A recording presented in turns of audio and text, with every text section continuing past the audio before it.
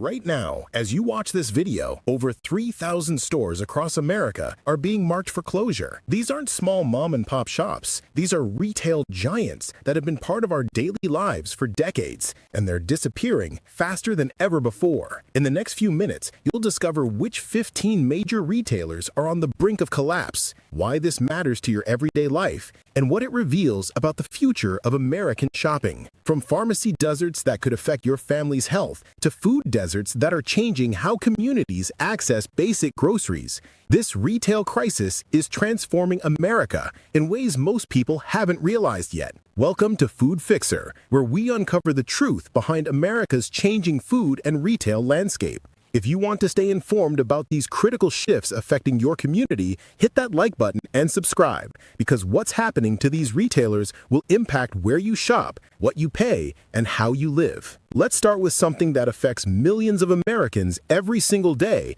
access to healthcare and medications. And what's happening right now is nothing short of alarming. Walgreens, one of America's most recognizable pharmacy chains, is closing 2,150 stores in 2025. Think about that number for a moment. That's nearly 25% of its entire U.S. footprint. Gone. This isn't a minor adjustment or a strategic pivot. This is a retreat on a massive scale. Why is this happening? The answer is a perfect storm of economic pressures. Rising rents are eating into profits in prime locations. Labor costs continue to climb as competition for workers intensifies.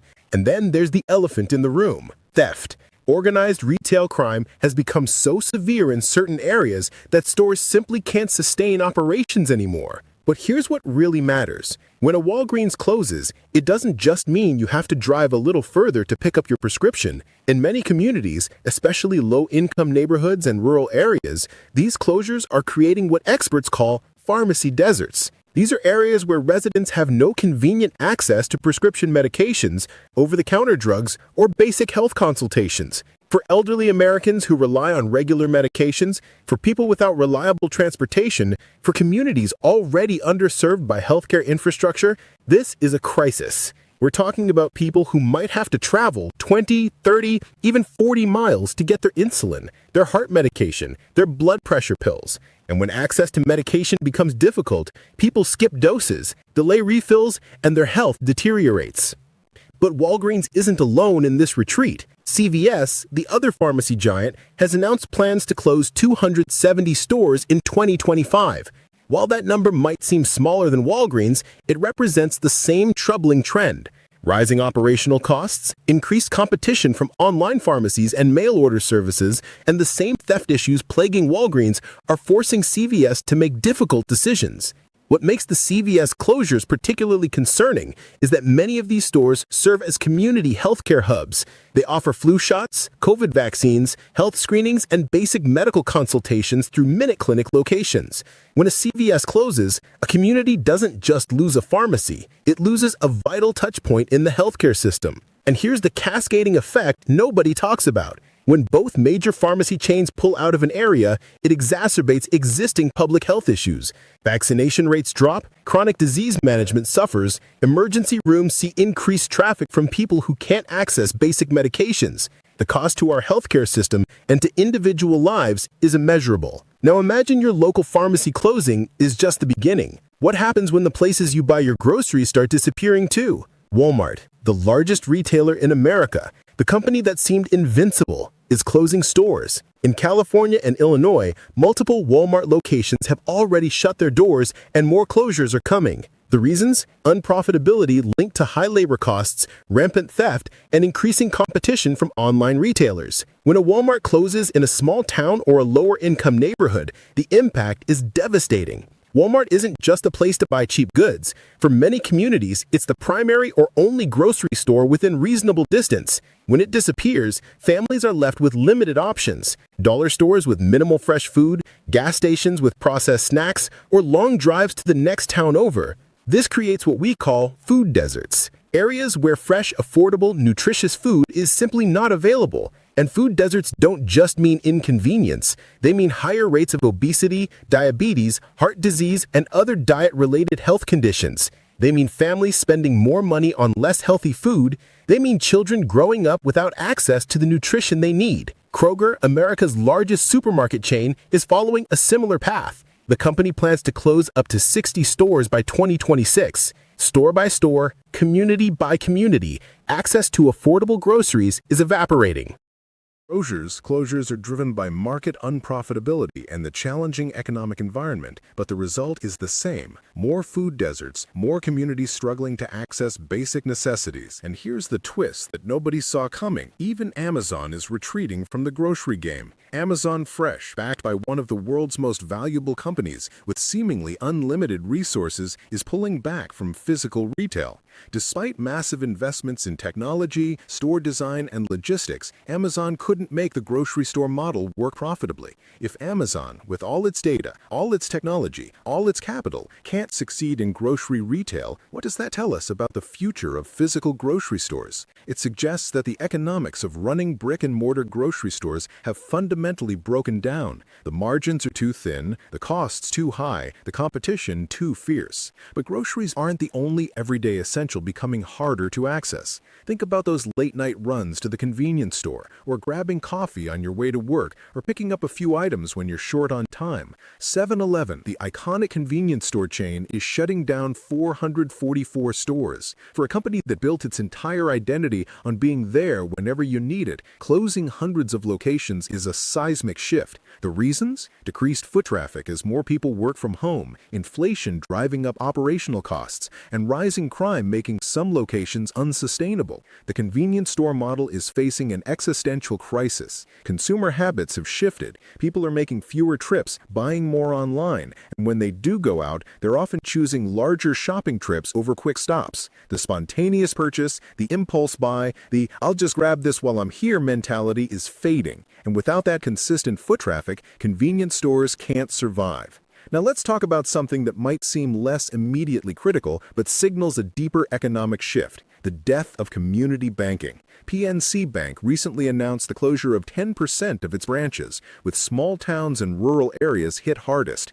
This isn't just about banking going digital. It's about the erosion of community financial relationships. For decades, local bank branches served as economic anchors in small towns. They financed local businesses, held mortgages for local families, and provided personalized service that understood the community's unique needs.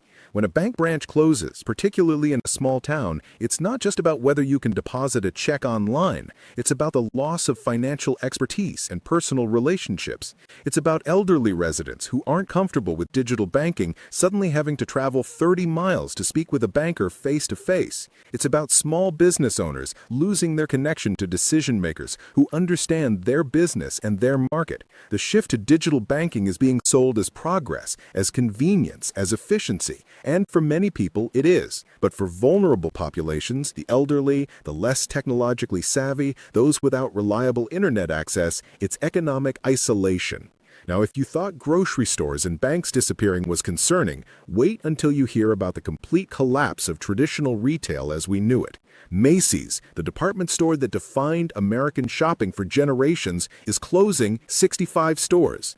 These aren't just retail spaces, they're cultural landmarks. Many Macy's stores have anchored shopping malls for decades. When a Macy's closes, it often triggers a death spiral for the entire mall. Other stores lose foot traffic, the mall becomes less attractive, more stores close, eventually you have a dead mall, an empty shell where a community gathering place once thrived. Macy's closures are driven by falling revenue and an outdated business model. The department store concept, browse through multiple departments, try things on, make a day of shopping, doesn't resonate with modern consumers who can compare prices online, read reviews, and have items delivered to their door. JCPenney is experiencing the same decline, announcing further store closures even after its bankruptcy reorganization. The company that once seemed too big to fail is slowly fading away. Mall attendance continues to drop, competition from online shopping intensifies, and traditional retail's fate seems sealed.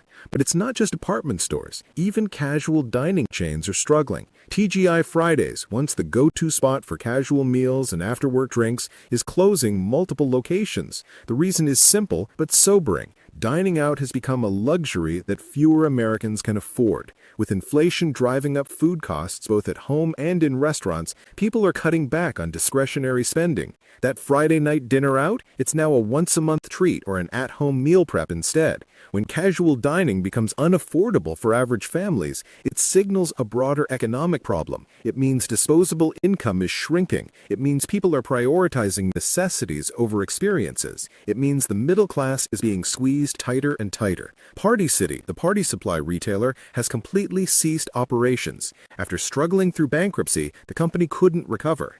Shift to online shopping for party supplies, combined with increased operational costs, made the business model unsustainable. Birthday parties still happen, celebrations continue, but the way people shop for them has fundamentally changed.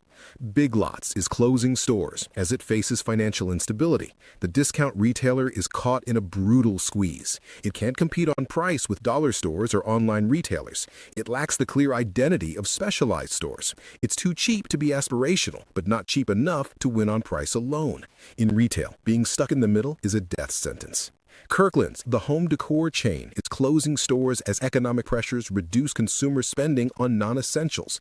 When families are worried about paying for groceries, medications, and rent, decorative items for the home become an unaffordable luxury. Kirkland's decline is a barometer for discretionary spending in America, and right now, that barometer is reading distress. So what does all of this mean? Why should you care about stores closing when you can just shop online? Here's the reality. These closures represent a fundamental transformation of American life. Retail stores weren't just places to buy things. They were community gathering spaces. They were employers providing jobs and career paths. They were anchors of local economies, generating tax revenue that funded schools, roads, and public services. When Walgreens closes, a community loses healthcare access. When a Walmart shuts down, a neighborhood becomes a food desert. When a bank branch closes, a small town loses financial infrastructure. When a Macy's disappears, a mall dies and takes dozens of other businesses with it. This isn't just about shopping. It's about the fabric of American communities unraveling. It's about the gap between those who can afford convenience and those who can't growing wider.